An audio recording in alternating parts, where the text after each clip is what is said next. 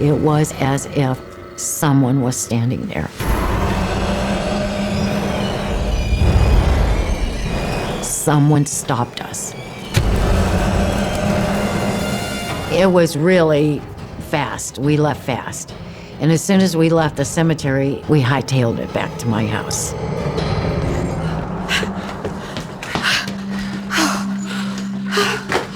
Stupid flashlight. I need a stiff drink. Me too. I think when we went back into the house, we all just started blurting out our feelings, and at that point we're safe and probably got a little silly again. That was a bad idea. That was so scary. We just kind of shrugged it off as being three sisters on an adventure in a cemetery late at night, and there was nothing to it. Okay, you know what, you guys? I left something in the car. I'm just gonna get it. I'll be right back. Shortly after we got in, I had something in my car that I wanted to get out. Amy went out to the car, which I wouldn't have done by myself, but she did.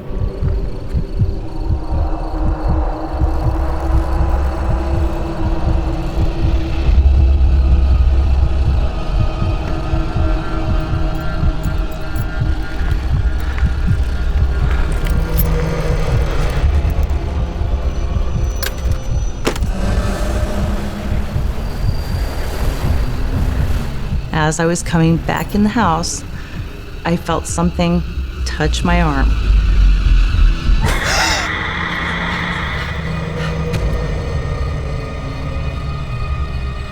I looked around and there was nothing. There was no cobwebs, there was no bugs. There was nothing that would have touched my arm like that. That freaked me out, probably more than anything.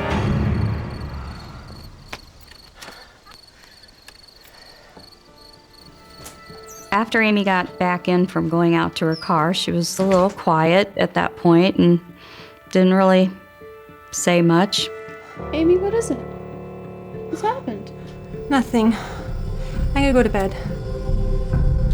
I didn't tell them because I didn't want to scare them any more than they already were scared.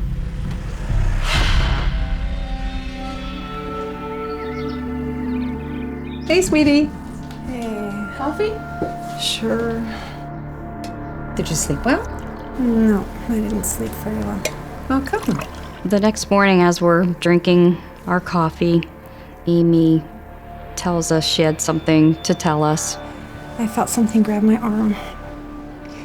And I looked everywhere. I looked behind me, and there was nobody anywhere. And we both looked at her and said, "What?" You sure it wasn't a tree branch or a bush? I looked up and down the street, and there was nobody anywhere. But She was adamant there was something that touched her arm. I didn't feel like anybody was trying to hurt me. It was just a touch. They believed me because I'm not one to overreact on anything. You know, I really don't. She wasn't joking. I could tell she was not joking about that touch. What a strange night we had. And the wind and that feeling we all got at one point. You know what?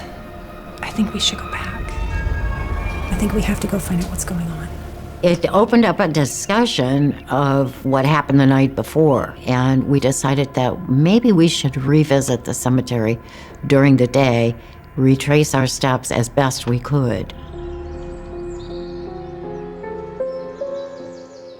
We decided we wanted to go back in the light and see what had made us stop at that certain point. And I wanted to take some pictures in the light at that exact spot. We all became very brave during the daylight. It feels completely different in here today. It's still kind of creepy, though. Going back the next day was much more respectful, was not fun and games anymore. It's a small cemetery, so we can pretty much retrace where we had the bad feeling the night before. We were looking at this group of headstones that was all in a row. And Mary Beth says, "Wait, look, I think I know why we stopped."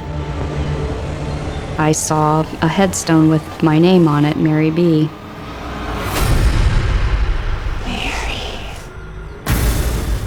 I've never heard anybody be called Mary B. except for me. Completely shocked me to see a headstone with my name on it. You guys, it's my name. It was Amy. The name was Amy. Who's Amy? I looked and Amy's name was on the headstone next to mine. Oh my gosh. And I thought, you've got to be kidding. Oh my God. How is this even possible? And that tombstone says, Anne. And both Amy and I looked, and there was Anne's name on a headstone. This was more than just a coincidence. I have to video this. It was a very weird feeling to see all of us sisters on those headstones, especially after we had the strange feeling the night before. Here it is, the gravestones at Mary B. And I'll move over this way. This is Amy. And then we have a Susan, and right next to it is Anna. I can only believe that they were related, and perhaps they were sisters. So we kept walking, and then we see the headstone that says Louisa. Which was my oldest deceased sister's middle name. She was diagnosed with MS when she was 40.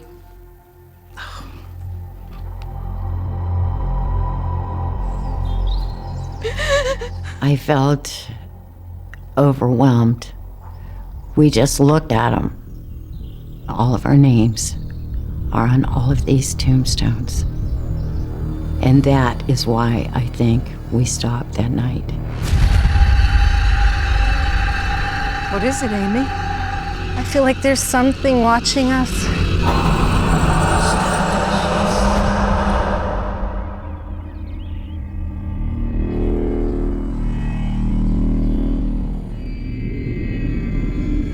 I was downloading the pictures we had taken the night before, and I was shocked at what I saw.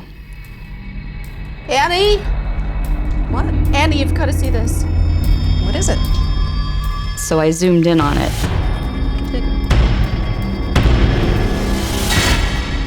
Oh my. And it was definitely a figure of a man.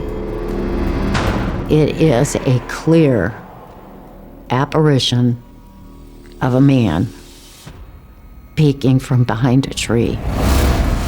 You can actually see his hat, and he looks like a Revolutionary War soldier.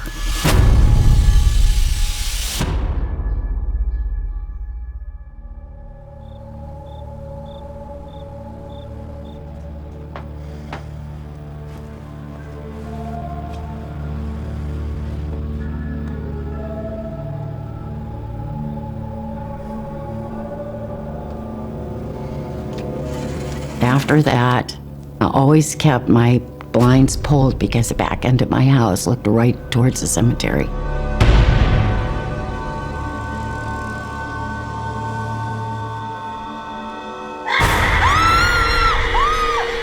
I will place my hand on a Bible. I looked out and I swear I saw a full apparition of a Revolutionary War soldier just for a split second. I was a skeptic before. It really opened my eyes. Things that are out there. If somebody asks me now if I believe in ghosts, I say absolutely. I know they're out there. After that, I would not ever go back in that cemetery at night, ever again. Living in Berlin Heights made a believer of me.